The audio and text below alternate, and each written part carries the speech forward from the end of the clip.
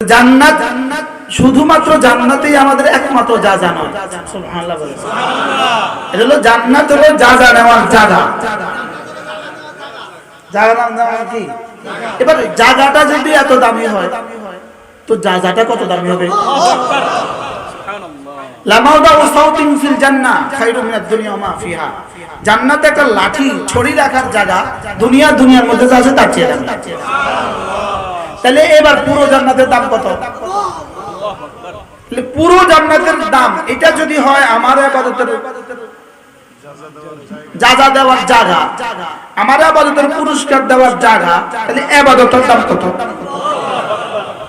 এজন্য কোনোভাবেই আমাদের ইবাদতের পুরস্কার শুধু জান্নাত নয়। ইবাদতের পুরস্কার কি নয়? শুধু জান্নাত নয়। আমাদের ইবাদতের একবার ইবাদতের পুরস্কার একটা সেজদা, একটা সেজদা খায়রুম মিনাদ দুনিয়া ওয়া মা ফিহা। দুনিয়ার মধ্যে যা আছে তার চেয়ে দামি। তাহলে এক সেজদা যদি দুনিয়ার মধ্যে যা আছে তার চেয়ে দামি হয়, তার চেয়েও দামি দুনিয়ার মধ্যে যা আছে মানে তার মূল্য কত?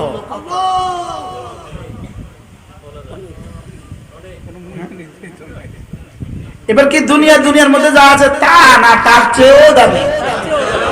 মূলত আমাদের সেজদা দুনিয়ার মধ্যে যা আছে তা নয়, তার চেয়েও। কিন্তু আমাকে দাম বুঝাবার জন্য এত শব্দ বলা দরকার ছিল যেটা আকরাবিল আল ফাহাম, আমাদের বুঝের কাছাকাছি। আর আমাদের বুঝের সর্বোচ্চ শব্দ দুনিয়ার মধ্যে যা আছে তা। বুঝতে পারলাম? আমাদের বুঝের মধ্যে সর্বোচ্চ দামি বস্তু বললে কি বলবেন আপনি? দুনিয়ার মধ্যে যা আছে তা, এটা সারা পৃথিবীর সব সায়েন্স না সব বিজ্ঞানীকে একসাথে করলে, সারা পৃথিবীর সব কম্পিউটারকে একসাথে করলে, সারা পৃথিবীর সব কম্পিউটারে 9 ডিজিটটা 9 সংখ্যাটা ঢুকায় দিলে, 9 ঢুকাইতে যদি সবগুলো কম্পিউটার ভরে দেওয়া হয়, প্রতি 9কে যদি 9 বিলিয়ন ধরা হয়, প্রতি 9কে যদি 9 ট্রিলিয়ন ধরা হয়, এরপরেও কি দুনিয়ার মধ্যে যা আছে তার দাম নির্ধারিত হবে? হবে? তাহলে দুনিয়ার মধ্যে যা আছে এটা আমরা জানি না। এটা আমি কেন জানবো? জিবরিলও জানে না। বলেন কি বলছি বলেন? তা আমার এক সেজদা যদি দুনিয়ার মধ্যে যা আছে তার চেয়ে দামি হয়, তা আমার 70 বছরের সেজদার দাম কত? কি হয়? তাইলে বোঝা গেছে রব্বে কারীমের কাছে মজার বিষয় হলো আমি জান্নাত পেয়ে খুশি হব, রব আমার সেজদা পেয়ে খুশি হবে। কারণ জান্নাত বানিয়েছেন আমার জন্য আর সেজদা বানিয়েছেন রব তার নিজের জন্য। তামনেরটা পাই আমি খুশি হইতাম। মনে বুঝেন না? আরে তোমার একজন একটা মোবাইল দিছে, আমি খুব খুশি। দেখো ওরে মোবাইল দিছে, তুই না আসিস। ইমানের হায়াতের 1 মিনিটের দাম। এবার দেখেন তাহলে এক হাদিস হযরত তিরমিজি শরীফ যে লিসানে এটা হাদিস মনে হয়ে গেছে। আল্লাহ তাআলা যখন জমিন বানাইলেন ফাতানিদুল আরদ, জমিন হেলতেছিল, ফেরেশতারা আশ্চর্য হলেন, আল্লাহ এটা হেলে কেন, এটা দুলে কেন? এটা পানির মধ্যে যদি একটা বল ছেড়ে দেন কিভাবে দুলবে? তো আল্লাহ ফাখালাকাল্লাহুল জিবাল, আল্লাহ পাহাড় বানিয়ে দিলেন, জমিন থেমে গেল। আল্লাহ এত বড় জমিনটাকে আপনি পাহাড় দিয়ে থামায়া দিলেন, তাহলে পাহাড়ের চেয়ে হাল আযাবু মিন যালিক, পাহাড়ের চেয়ে আশ্চর্য কিছু কি আপনার খাজানায় আছে? ফাখালাকাল্লাহুল হাদীদ, এবার আল্লাহ লোহা বানালেন। দেখো লোহা দিয়ে পাহাড়কে কিভাবে কেটে ফেলা যায়। তাহলে জমিনের চেয়ে শক্তিধর পাহাড়, পাহাড়ের চেয়ে শক্তিশালী কি? লোহা। ফেরেশতা আশ্চর্য, আল্লাহ লোহার চেয়ে শক্তিশালী কিছু আছে? ফাখালাকাল্লাহুল নার, এবার আগুন বানালেন। তো দেখো আগুন দিয়ে লোহাকে কিভাবে পানি বানিয়ে দেওয়া যায়, গলিয়ে পানি বানায় দেয়, পানির মতো বহা দেয়। লোহা রড ফ্যাক্টরিতে পানির মতো বহা দেয়। এরপরে আল্লাহ তাহলে আগুনের চেয়ে আশ্চর্য কিছু বানিয়েছেন, পানি। তো দেখো পানি দিয়ে কিভাবে আগুন নিভিয়ে দেওয়া যায়। আগুনের মতো শক্তিশালী আর পানি দিয়া এটা কি? পানির মতো সহজ, অথচ এটা দিয়ে আগুন নিবে। যে আগুন দিয়ে লোহা গলায় দেওয়া যায়, আল্লাহ তাআলা পানির চেয়ে আশ্চর্য কিছু কি আছে? ফাখালাকাল্লাহুল হাওয়া। এবার রব বলেন আমার কাছে আছে বাতাস। এবার বাতাসের শক্তি বঙ্গোপসাগরের পানিকে আসমানে তুলে নিয়ে ভারত মহাসাগরে ফেলে দেয়। কি ভাই, তাহলে বাতাসের শক্তি কত? পৃথিবীর সমস্ত মাখলুকাতের চেয়ে বাতাসের শক্তি বেশি। সুবহানাল্লাহ বলেন। পৃথিবীর সমস্ত মাখলুকাতের চেয়ে কি শক্তি বেশি?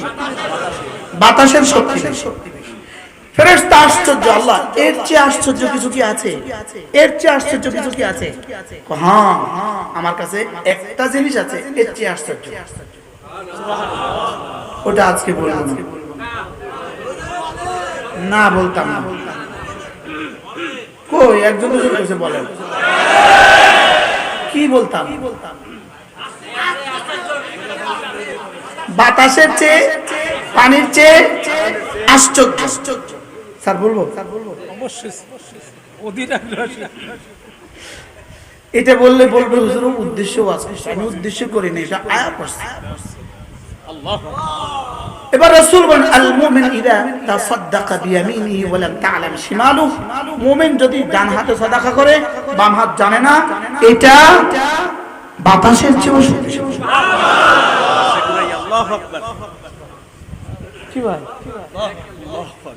এবার বলুন তো দেখি, জমিনের চেয়ে শক্তিধর পাহাড়, পাহাড়ের চেয়ে শক্তিধর লোহার চেয়ে শক্তিধর, আগুন আগুনের চেয়ে শক্তিধর, পানির চেয়ে শক্তিধর, এবার বাতাসের চেয়ে শক্তিধর মুমিনের সাদাকা। বলেন তাহলে মুমিনের সাদাকার দাম কত? এবার মুমিনের সাদাকার শক্তি কত? সুবহানাল্লাহ বলেন। মুমিনের সাদাকার শক্তি কত? তাহলে মুমিনের সাদাকার দাম এত। বহরহাল আমি হলাম বিক্রেতা, রব হলেন ক্রেতা। আমি হলাম বিক্রেতা আর আমার জান আমার মাল বিক্রিত দ্রব্য, আর জান্নাত বিক্রিত মূল্য। এবার দেখেন ক্রেতা বিক্রেতা হয়ে গেছে, তো আমার জান আমার কাছে রব্বে কারীম যেন বলেন এটা আমি কিনে নিয়েছি তোমার কাছে। তাইলে এখন আমার জান আমার মাল এটা এখন আর আমার না, এটা হয়ে গেছে রবের। আশ্চর্য না? লেকিন রব্বে কারীম বলেন শুনো, তবে ইহার বাহককে চাহিদা মতো দিতে বাধ্য থাকিবে। আচ্ছা টাকার মধ্যে কি লেখা থাকে? ইহার বাহককে চাহিদা মতো দিতে কি, এটা কি দিতে বাধ্য থাকবে জানেন? কিটা? স্বর্ণ। স্বর্ণ কি দিতে বাধ্য থাকবে? এই নোটটা আপনি বিশ্ব ব্যাংকে দিলে এর সমপরিমাণ স্বর্ণ আপনাকে দিতে বাধ্য থাকবে। সারা পৃথিবীর এটা যেখানে আপনি জমা দিবেন আপনাকে এর সমপরিমাণ স্বর্ণ দিতে কি থাকবে? বাধ্য থাকবে। এই জন্যই তো টাকার পরিবর্তে টাকা দিয়ে 100 টাকার পরিবর্তে 110 টাকা নিলে সুদ হয়। এই জন্য অথচ সুদের দ্রব্যের মধ্যে এটা পড়ে না, মনে বুঝেন না। সুদের দ্রব্যের মধ্যে এটা কি? 6 জিনিস সুদের দ্রব্যের মধ্যে পড়ে, টাকার মধ্যে নাই। তো টাকার মধ্যে সুদ হয় কেন? বলে এটা মূল টাকা, টাকা নয়, টাকা হলো মূল স্বর্ণ। টাকার মূল কি বলেন? স্বর্ণ। কি জানি প্রসঙ্গ ছিল কি না? আমার কাছ থেকে আমার রব কিনে নিয়ে আমাকে কি বলেছেন জানেন? এটা তোমার কাছে থাক। সুবহানাল্লাহ বলেন। যেমন ধরেন আপনি বাজারে গেলেন 10টা বাজে, আসবেন 4টা বাজে, ঘরের জন্য এক বস্তা চাল কিনছেন, 50 কিলো বস্তা চাল কিনছেন, এরপর আপনি মাছ কিনবেন, মুরগি কিনবেন, ইত্যাদি কিনবেন। তা আপনি কি বলেন? আমি এটা মেমোটা করে গেলাম, বস্তাটা থাক, আমি যাওয়ার সময় অটোতে করে নিয়ে যাবো। বুঝেন নাই কথা? এখন দোকানদার কি করছে? আপনার বস্তাটা চিহ্নিত করে এটা এদিকে রেখে দিয়েছে। একটু পরে একজন আইসা বলতেছে ভাই এই বস্তাটা আবারও উঠে দেন। দোকানদার কি বলে? এটা বেচা হয়ে গেছে। কি বলে? এটা বিক্রি হয়ে গেছে। তাইলে বোঝা গেছে বিক্রিত দ্রব্য দ্বিতীয়বার বেচা যায় নাই। কি বলছি বলেন? এই জন্যই শিরিক জঘন্য গুনাহ। শুধু এই জন্য তোর দিন তো বেচা হয়ে গেছে, তুই এটা আরেকজনকে দিলি কে? শিরিক সবচেয়ে বড় গুনাহ কেন? ভুলে গেছে। আমার দিল তো বেচা হয়ে গেছে। সুবহানাল্লাহ বলেন। আমার দিল কি হয়ে গেছে? কার কাছে? তো এটা তো বেচাই হয়ে গেছে, এটা তো আর আরেকজনকে দেওয়ার সুযোগ নাই। এজন্য শিরিক জুলমে আযীম। এজন্য শিরিক সবচেয়ে বড় গুনাহ কেন? এজন্য কোন জন্য? এটা কি হয়ে গেছে বলেন? এটা বিক্রি হয়ে গেছে বলেন, আমার দিল বিক্রি হয়ে গেছে বলেন। এজন্য এখানে অন্য কাউকে জায়গা দেওয়ার সুযোগ নাই। আর শিরিক মানে অন্য কাউকে জায়গা দেওয়া। শিরিক মানে কি? অন্য কাউকে জায়গা দেওয়া। শিরিক মানেই হলো অন্য কাউকে জায়গা দেওয়া। হারাম প্রেম হারাম কেন? হারাম প্রেম হারাম কেন?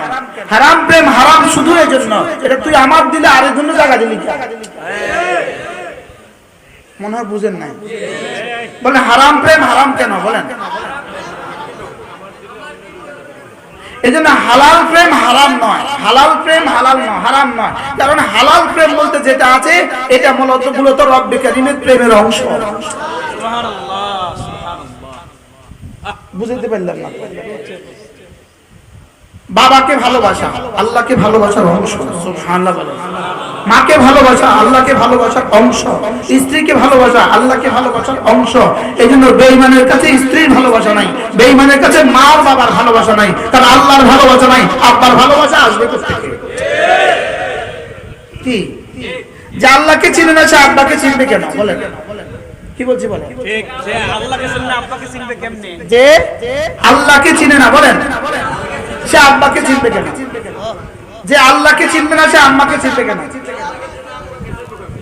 তাইলে বোঝা গেছে আমরা আব্বাকে ভালোবাসি। আব্বাকে ভালোবাসি কেন? আল্লাহ বলেছেন বলে। সুবহানাল্লাহ বলেন। আম্মাকে ভালোবাসি কেন? আল্লাহ বলেছেন বলে। স্ত্রীকে ভালোবাসি কেন? আল্লাহ বলেছেন বলে। সন্তানদেরকে ভালোবাসি কেন? আল্লাহ বলেছেন বলে। এজন্য আল্লাহকে বলেন, আল্লাহকে ভালোবাসা বলেন, আল্লাহর জন্য ভালোবাসা। বুঝার জন্য বলতেছে আল্লাহর মধ্যে ভালোবাসা, আল্লাহর মধ্যে ভালোবাসা বলেন। মক্কা আর মদিনাকে কোরআন আর হাদিসকে ভালোবাসি হুব্বু ফিল্লাহ, এটা হলো আল্লাহর মধ্যে। মাকে আর স্ত্রীকে ভালোবাসি হুব্বু লিল্লাহ, আল্লাহর জন্য। সুবহানাল্লাহ বলেন। বুঝার জন্য বলেন আল্লাহকে ভালোবাসা, আল্লাহর জন্য ভালোবাসা, আল্লাহর জন্য ভালোবাসা আল্লাহ পর্যন্ত পৌঁছিয়ে দেয়। আর আরেকটা হলো আল্লাহর সাথে ভালোবাসা। নাউজুবিল্লাহ বলেন। আল্লাহর সাথে ভালোবাসা এটা মানুষকে আল্লাহ থেকে বঞ্চিত করে দেয়। উদাহরণ, নতুন বউ ঘরে আসছে, তো এই ঘরে একটা বাচ্চা আছে 3 বছরের ছেলে বাবু। ওই নতুন বউ ছেলে বাবু তো অনেক ভালোবাসে, 3 বছরের বাচ্চাটাকে অনেক ভালোবাসে। ওকে গোসল করা, ওকে খানা খাওয়া, ওকে সব করে। এটা স্বামীর কাছে গেছে, খবর গেছে, জানো তোমার বউ তোমার ছোট 3 বছরের ভাইটাকে অনেক ভালোবাসে। এই কথা শুনলে স্বামীর কাছে ভাল লাগবে না? ভাল লাগবে। এবার ওই মেয়েটাকে কেউ জিজ্ঞেস করে তুমি ওই বাচ্চাটাকে এত ভালোবাসো কেন? ওর জন্য, ওর ছোট ভাই যে।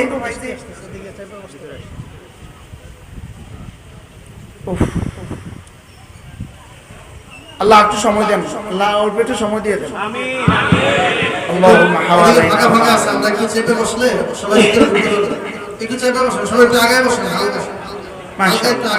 ভালোবাসছে 3 বছরের বাচ্চাটাকে ভালোবাসে, ছোট বোন বা ভাই। এটা স্বামীর ভাল লাগে না? হ্যাঁ, এটা অনেক ভাল লাগে। সুবহানাল্লাহ বলেন। অনেক ভাল লাগে কেন? স্বামী কি বুঝে? ও আমার ছোট ভাইটাকে ভালোবাসছে আমার জন্য। এবার স্বামীর একটা চাচাতো ভাই আছে, বয়স হচ্ছে 30। এবার স্ত্রী তারও ভালোবাসে। হ্যাঁ, এটা ভাল লাগে না কেন? এটা আর আমার জন্য হয় না, এটা আমার সাথে হয়ে গেছে। এটা কার সাথে হয়েছে? এটা কি স্বামী বুঝবে স্বামীর জন্য? বুঝেন না? এবার স্বামী কি বুঝবে? এটা স্বামীর সাথে হয়ে গেছে। তাহলে স্বামীর সাথে হইলে, স্বামীর সাথে ভালোবাসা হইলে বিয়ে ছুটে যায়, বিয়ে ভেঙে যায়। আর স্বামীর জন্য ভালোবাসা হইলে মহব্বত বাড়ে। তাহলে আল্লাহর জন্য ভালোবাসা হইলে আল্লাহর মহব্বত বাড়ে। সুবহানাল্লাহ বলেন।